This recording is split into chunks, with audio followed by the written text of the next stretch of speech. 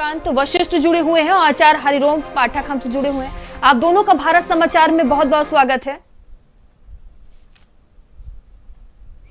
आचार्य कृष्णकांत जी, आपके पास आऊंगी। देखिए, दीपावली की धूम आज पूरे देश में देखने को मिल रही है। अब की दीपावली में क्या कुछ खास है और क्यों मनाई जाती है दीपावली, ये सबसे पहले बता दें।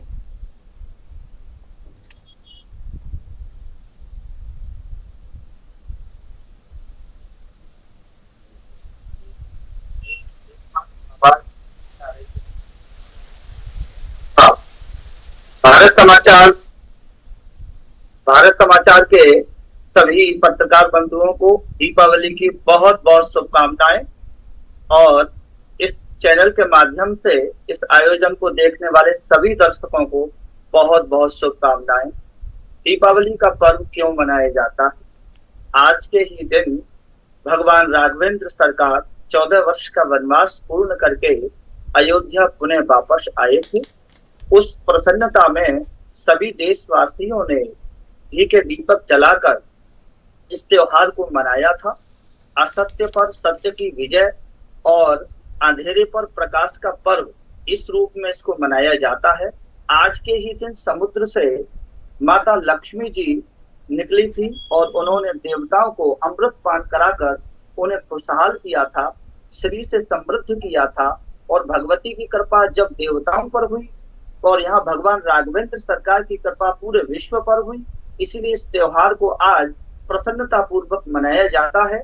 आज ही दीपावली के दिन भगवान गणेश और लक्ष्मी जी की, कुबेर जी की विशेष पूजा की जाती है और इनकी पूजा के पीछे बहुत बड़ा भगवान का महत्व भी है।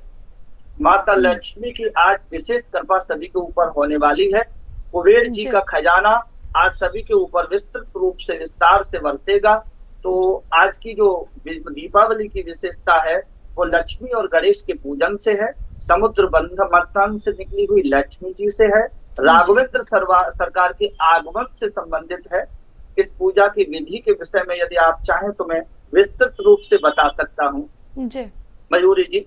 बिल्कुल जी, तो मैं बताना चाहता हूँ कि माता लक्ष्मी को प्रसन्न करने के लिए सबसे महत्वपूर्ण, पहले तो मैं समय बता देता हूँ।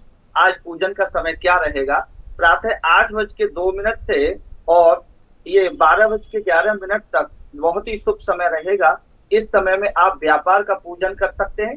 उसके बाद मध्याह्न में 1:34 से और 2:57 तक व्यापार के लिए बहुत शुभ समय रहेगा।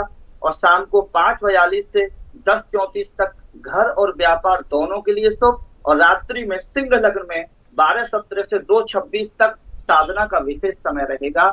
इसमें विशेष लक्ष्मी की प्रसन्नता के लिए कमल पुष्प का बहुत बड़ा महात्म है। अगर माता लक्ष्मी को आप कमल पुष्प अर्पण करेंगे तो माता लक्ष्मी बहुत प्रसन्न होंगी। कमल पुष्प का उद्गम कहाँ से हुआ? भगवती को कमल पुष्प इतना क्यों पसंद है? भगवान नारायण को भी कमल पुष्प क्यों पसंद है?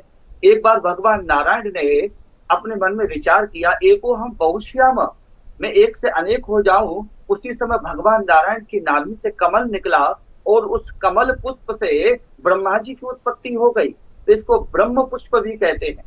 इसी कमल पुष्प की साधना भगवान नारायण ने स्वयं शिव जी के लिए की थी। 1000 सहस्त्र कमल शिव जी पर चढ़ाए थे। एक पुष्प कम होने पर भगवान नारायण ने अपना नेत्र चढ़ा दिया। भगवान त्रिनेत्रधारी हो गए और नारायण से प्रसन्न होकर नारायण का पुनः नेत्र सही हो गया। और भगवान शिव जी को भी कमल पुष्प, ब्रह्म पुष्प बहुत पसंद है।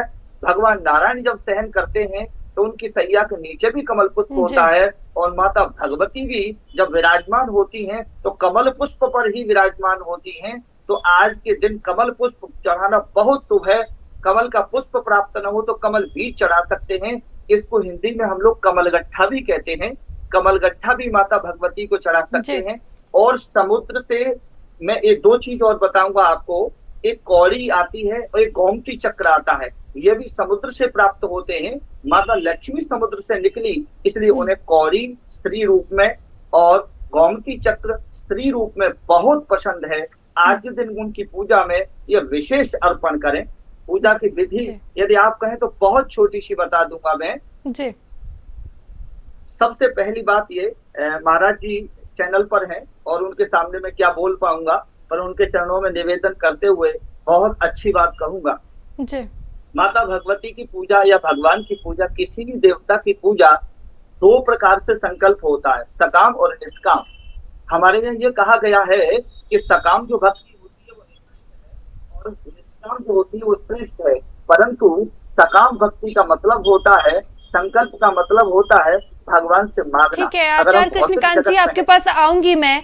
आचार्य हरिओम जी जुड़े हुए हैं, मैं आपके पास आऊंगी आचार्य